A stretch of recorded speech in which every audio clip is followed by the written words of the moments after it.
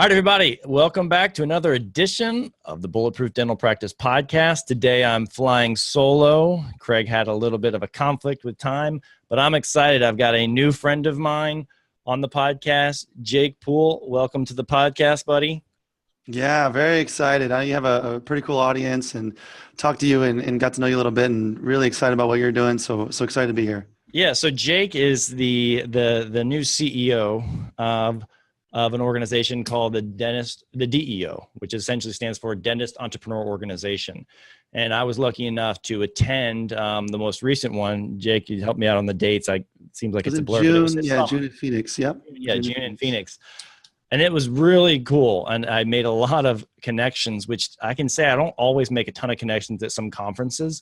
And maybe that's a me problem, not a them problem, but I made a lot of connections about people who were it was like a like-minded group of dentists. And it was from anyone who was, we were talking about this before I hit record, anyone who is, it was maybe guys or gals who had one practice, but were looking to go into an entrepreneurial expansion or entrepreneurial mindset. Anywhere from guys like that had 50 practices, like by themselves, literally 50 practices. So it was a whole gamut of everyone, and everyone was kind of just bringing like no ego and just best practices and really just an environment of help. And there were some great speakers. So anyway, man, I when I heard you and got to meet you, and you're just a solid guy, and you come, you have a great reputation in industry. I really wanted to get you on just to give some awareness to folks who might not know about DEO. Yeah, no, I thank you. Yeah, thank you for that. And thanks for pointing out one of the things that we're most proud of is kind of the culture and the atmosphere that happens at our events. It's very positive, very collaborative. It's forward thinking. We tend to attract a lot of growth-oriented, growth-minded dentists, and it's just a blast to be in that environment. So thanks for coming, and thanks for pointing that out. Yeah, my pleasure, bud.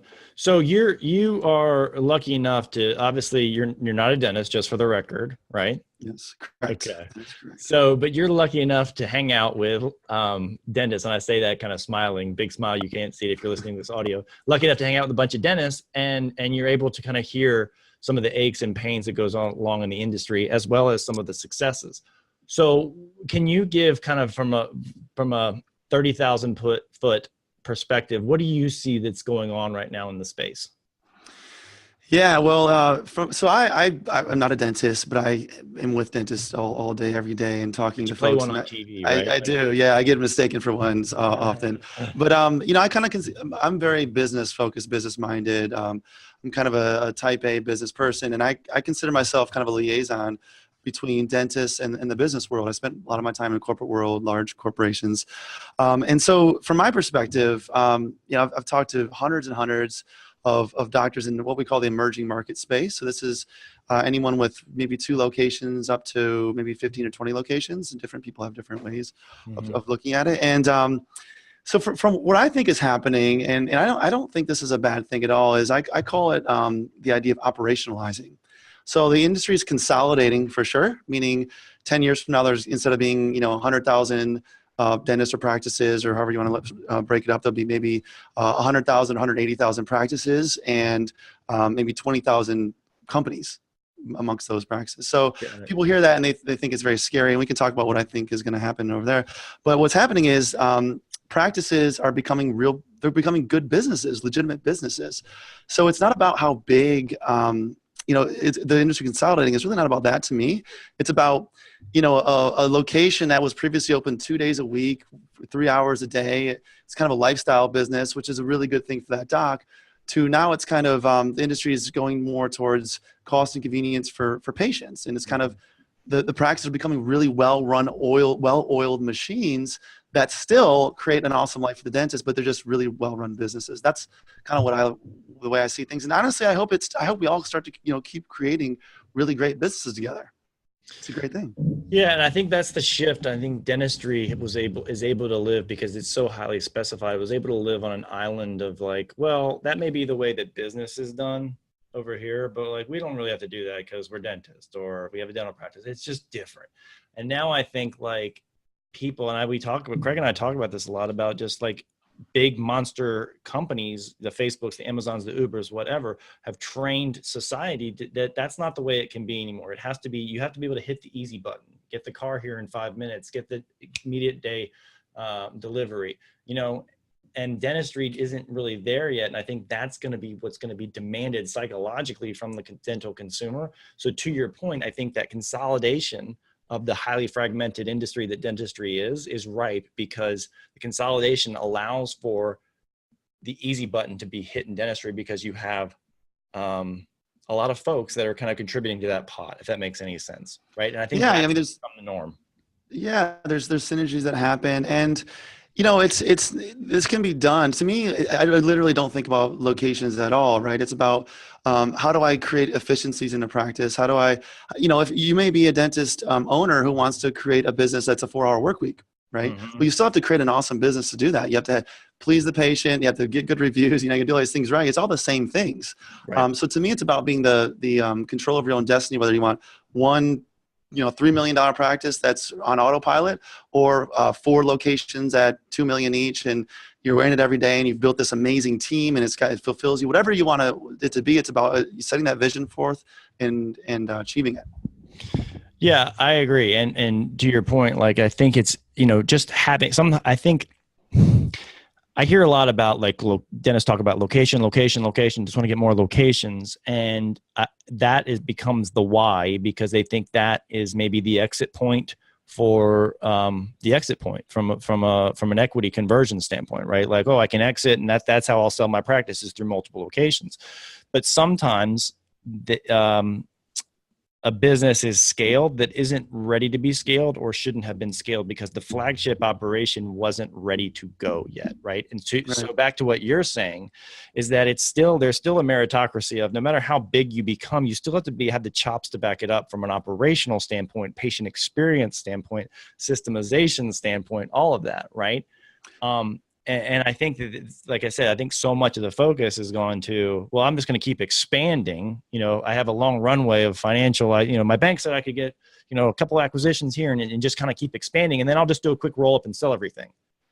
And I think that's the myth that's going on right now in dentistry.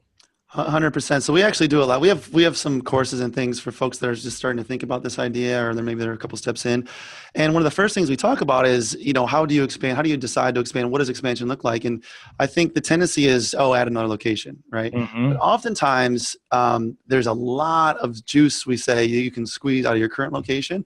And I would say even 75% of the time, that's your next best move. Right. Is expanding your current, like, you may be able to add chairs, or maybe there's you can knock down a wall, there's an office next to you, or there's more hours, more days, more doctors, more procedures. Yeah. Exactly. There's a lot of low hanging fruit before an operational expansion, meaning in location, and a duplicity of functions, meaning another call center, more front desk. You know, like, I have the situation going on where sometimes I question, like, man, I have four locations, essentially 4 practices, and it's great because I have distribution in my area, and I think that's the key. But sometimes I look at Craig's model, and, you know, he has one thing all under one roof, 13,000 square feet, right? Consolidation under one roof, and he doesn't have to have duplicity of services. So there's pros and cons, and you can go back and forth. And I think that's why he and I have a great yin and yang, is because we come from different spaces, and we're passionate about where we are, per se, right? In our model. Yeah. Right. And there's many ways to do it. Right. There's many ways to do it. And I think that is our point, because I think so many people are looking for, like, what's the formula? Like, what's the formula that I can either be successful, or I can exit, or I'll be able to sell my practice? And unfortunately, I don't think there is one, other than just making what you're doing the best it can be, whether that's procedures, whether that's patient experience. Again, you know, making sure you have a super tight P&L, because a lot of that's going to start influencing your exit and your valuation, and just running a very tight business first. And then if you run out of runway and you can't, you know, you're busting at the seams, and you have the bandwidth and the ability to scale, then yeah, do it. And you've done your market research that says, okay, this practice can support, you know, another practice can support it in this town, so to speak, right? I think there's a lot of people that want to expand, and they go with their gut because they think it's a good place to go. And there's not a lot of research that's been done to back that up from a demographic standpoint, there's just a whole lot going there. I know I just went down a rabbit hole, Jake, on that. It's true. But it all goes into your wheelhouse, which is in expansion and entrepreneurial. And you probably see, the wins and the losses of maybe some of your members or the people or the people that you've been attached to. Yeah. And to me, so given all of those variables, to me, it's really about instilling sound principles and thinking like an executive rather than, you kind of got to transition from a dentist thinking to an executive thinking. Mm-hmm. And there's the method, there's a lot of methods behind this. This stuff isn't we can really break it down into very simple parts.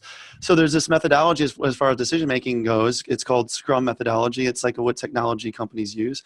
And one of the biggest takeaways from that is that you don't need to decide what's next for the next 10 steps. You just need to decide the next one step and then reevaluate after that one step, because all the variables change, right? You decide you want to do something, everything changes, and you need to reassess. So the way that relates is you don't need to decide how to expand. You just need to decide what your next best dollar is. Your next best dollar might be open 2 more hours a day. You just knock that out and then evaluate what's next. And so we really look at going through it methodically, bite-sized chunks, and just seeing where your next best dollar is. It might be add specialties. It might be, who knows? It might be reduce. A lot of people want to go directly to reducing costs, but your next best dollar, you might stay at 7% overhead or 7% of supply costs, let's say. Right. But your next best dollar is to be open a little bit more. So it's just making small decisions and going one by one rather than everything. Yeah, I like that you say that might not be the thing, because I think sometimes that's the knee-jerk reaction when I talk about P&Ls with people. It's like, well, just find ways to cut expenses, and I'm like, sometimes that's the answer, but sometimes the answer is just to raise top line revenue, right? That will fix a lot of problems, and you don't want to shrink your way to greatness, right? Mm-hmm. Like by cutting your cotton rolls into that's not what I don't think an entrepreneurial mindset is. I think it's an abundance standpoint, not a scarcity standpoint.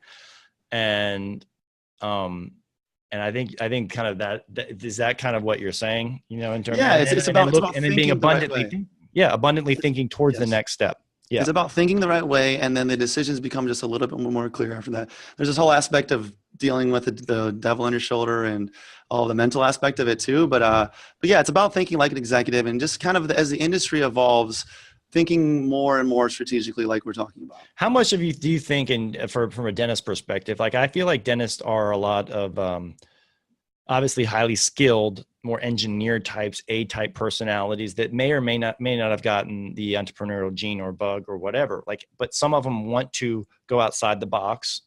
And so how much of you think is a learned behavior, or just kind of the DNA code that you kind of got from? Yeah, nature versus nurture, right? Yeah. So we have an assessment on that we give, and we help people kind of figure that out for themselves. But I'm more of a it can be learned kind of thing. I mean, before dental school, we were all the same, and we just took different courses, And so I always think, if I had just taken different courses, I could easily be a dentist right now. And had some dentists taking different courses, they could easily be a business, really. Right. And a lot of our members are very business minded, but the key is it's not necessarily about being business minded. It's about knowing yourself and knowing what you are or not.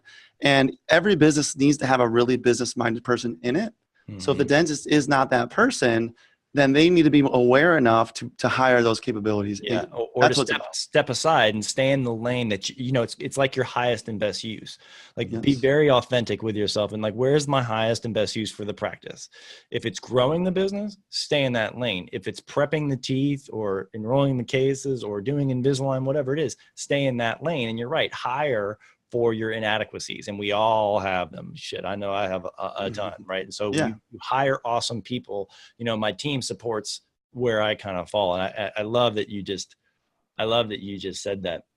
Go ahead, Jake. I was going to say, a lot of people think mistakenly that in order to grow a business or grow larger, they have to be a spreadsheet or, numbers person. And it's just not true. We have members that don't look at spreadsheets at all. If you look at Richard Branson, he's dyslexic. He hates numbers, hates all spreadsheets.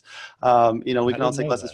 Yeah. And so you don't have to be that kind of person. You just have to know where you're deficient and how to hire those people. He just gets the briefing from the guy who's the wizard.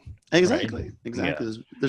So we have 100 members, and all of our members are either one location looking at getting their second location. A lot of them get that going in the first 12 months, and up to 15 or 20 locations even. So our members are always adding new locations. And really, you look at revenue wise, it would be anywhere from probably 2 million up to about 30 million.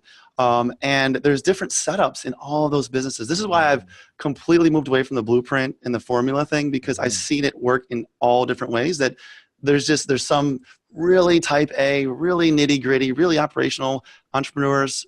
And then there's some who are the complete opposite, and they're the same size. I mean, how do you explain that? Right? Yeah. I think what's cool, and you're saying, like, I heard you say we a couple of times. I'm thinking of your group kind of in a collective mastermind situation. And I think that is hands down the most powerful environment. And I have to say that for me in my career, it hasn't always been that way, meaning that like masterminds weren't a very, very popular place, or maybe I just wasn't invited to any at the time. But I feel like there's a lot more mastermind, a lot more transparency, a lot more authentic sharing. I feel like a lot more abundant thinking, where people are like, they're giving their special sauce and secrets, because it's not this like, it's only mine and I'm going to keep this IP all to myself.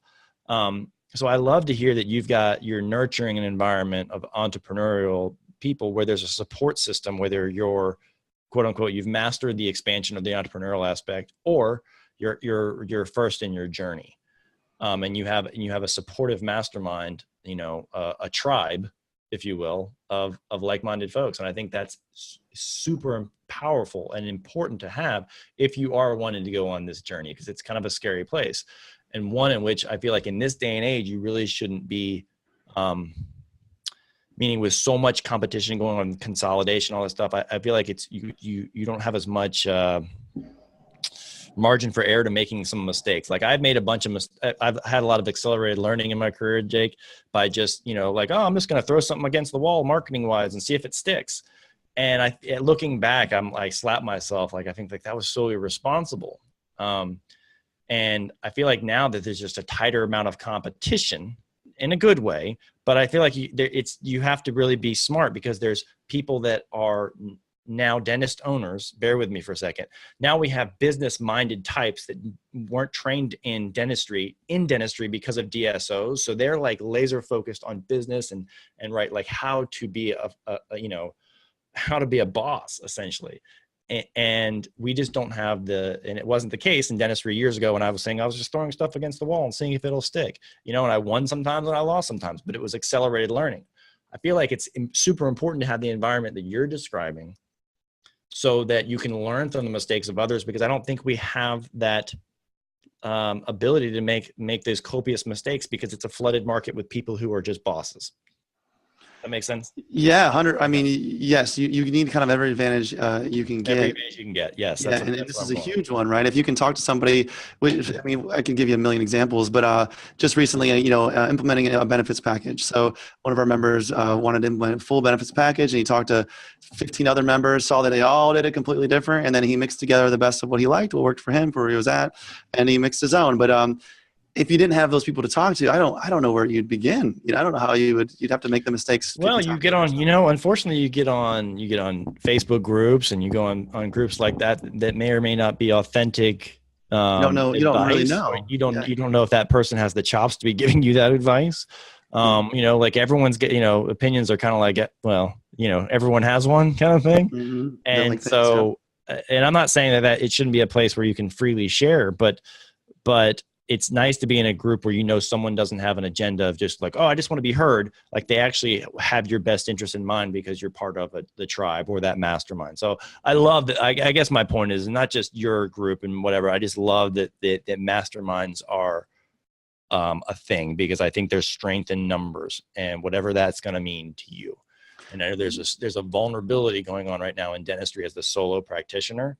And I don't know if you hear about it as much as I do, but I have a lot of listeners to the podcast that will, they express those fears of this quote unquote, this corporate takeover and this mass consolidation. And what does that mean for me?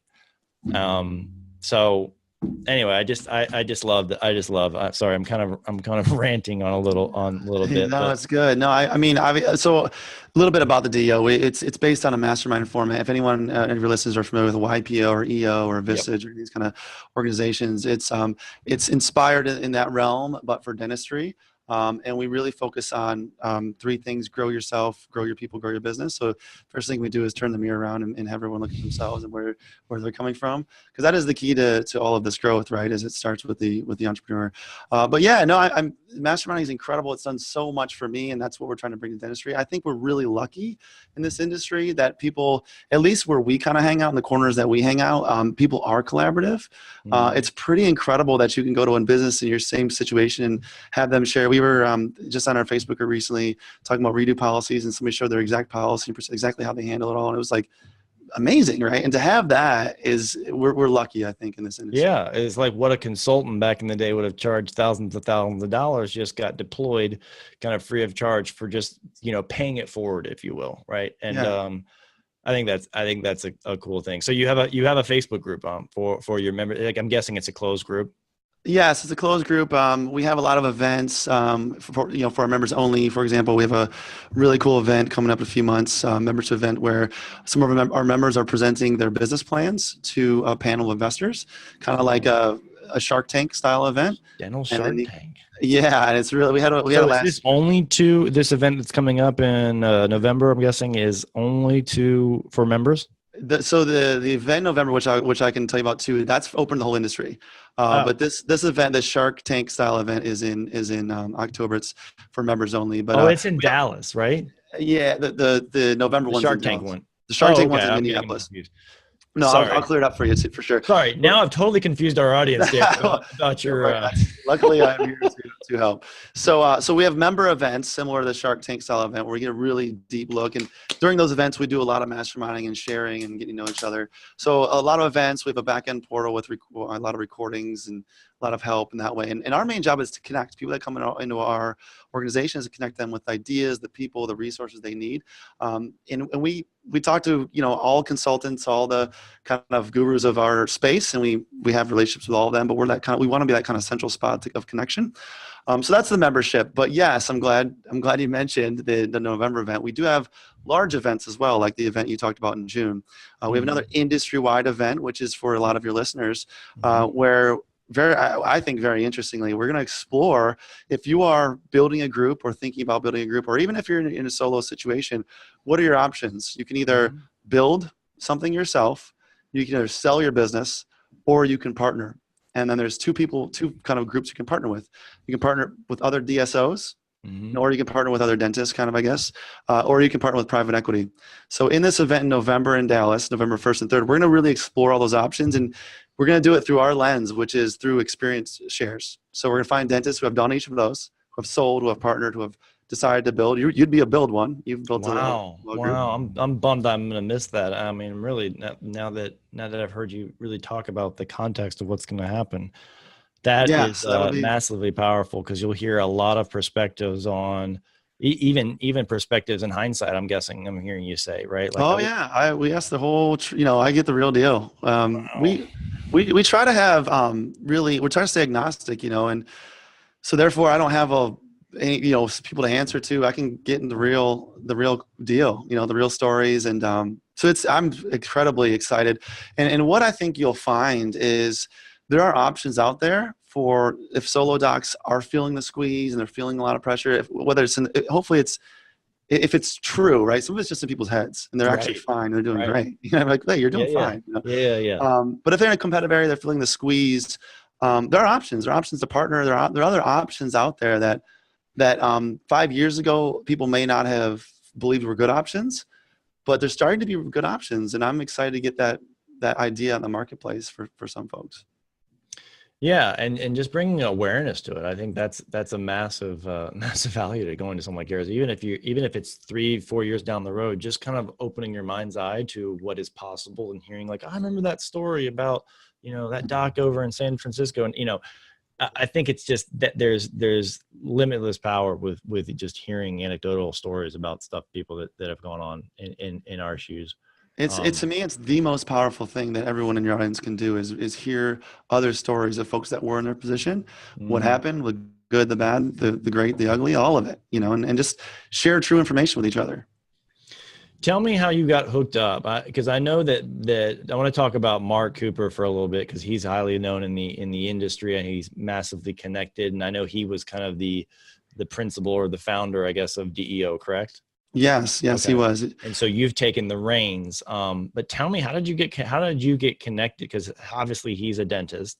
How did you get connected into this space? Well, so I had a company previously, a dental marketing company called Firing Dental Marketing. So at that time, I was reaching out to folks to help co-promote our book, and he happened to be in Portland. So he was kind of deciding what to do with the rest of his career. You know, he's been in the industry a long time. He's one of the cornerstone folks in the industry, and he had this kind of little part of his business called the DEO. And as we talked a lot about it, I kind of saw that it was just an incredible group of people. It's like 20 people in the group at that time, and they were just amazing people. And I was like, Mark, I think we have something here. Why don't, at the time I was transitioning out of my former marketing company. I said, look, I think I'm gonna be free. Why don't we team up and see what we can do? So we teamed up, and the thing that attracted me most to Mark is he cares about deep down. What's most important here is ourselves, and not as far as like our own interests, but working on ourselves, developing ourselves, achieving our own potential. That's what Mark's all about. He does it. It's kind of like dentistry is kind of a guise for him, but really when he works with you, he makes you a better person. And underneath it all, that's what the DEO is all about. And that's what attracted me to him. So we kind of built this group together. Now like I said, it's 100 members. We have all kinds of events and everything, but deep down, it's about working with amazing people and improving ourselves together. Yeah. And a support group, for this place that, uncertain times, uncertain things going on. It's a nice place to have a kind of a support system for whatever level you're at. So everyone, I would encourage you to check it out, DEO, check out the summit, check out the organization. I've been to an event, so I can vouch to the highest degree that I was blown away and had a lot of massively valuable connections and learned a tremendous amount. Anyway, man, the purpose of today was just bringing you on. I wanted to get your insight because you're touched by so many dentists, so to speak, and really just bring awareness to the organization, because I think it offers a lot of value to especially to this kind of podcast where people are looking to grow. It's not a clinical podcast where they're looking to either grow or expand or just kind of double down on what they've got. And so I think it's the right audience. So I'm glad to bring awareness, and you're one of the good guys. So I'm glad to do it.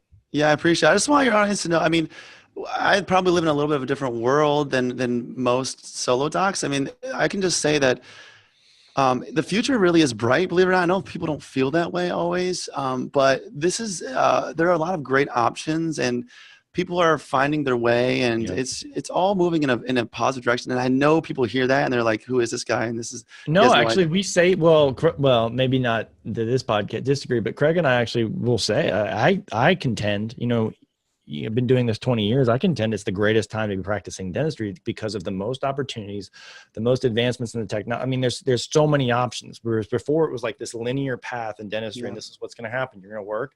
And now there's like all these tributary options, and you can either take them or not, but it doesn't mean that it's not a success and a failure. It's just options. They're just options. Exactly. I agree with you, Jake. I think it's a very exciting time. And if you don't think it's an exciting time or a scary time, it's almost a self-fulfilling prophecy, and it's a mindset shift. You got to shift and say, wow, maybe it's not so scary. Maybe I can loop up, like you're saying, maybe I can merge with this office down the street, and then we can be the town badass practice that is going to be, resistant to any kind of corporate influence that's going to come that I was scared of. Like it's sometimes it can be just that simple.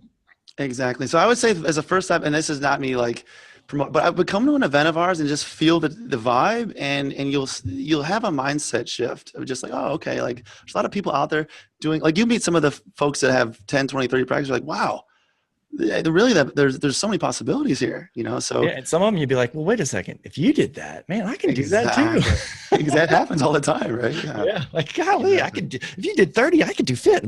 I'm just kidding. Yeah. I'm kidding. It's true though. Your limiting beliefs kind of crumble when you're around other folks, Yeah. So That's awesome. I'm a big believer. So thanks so much. I really appreciate it. My pleasure, buddy. I know you got a lot going on, so I'll cut it short, but we're going to put a lot of the things that we spoke about. Can you give a URL for the best place for people to find? Is it?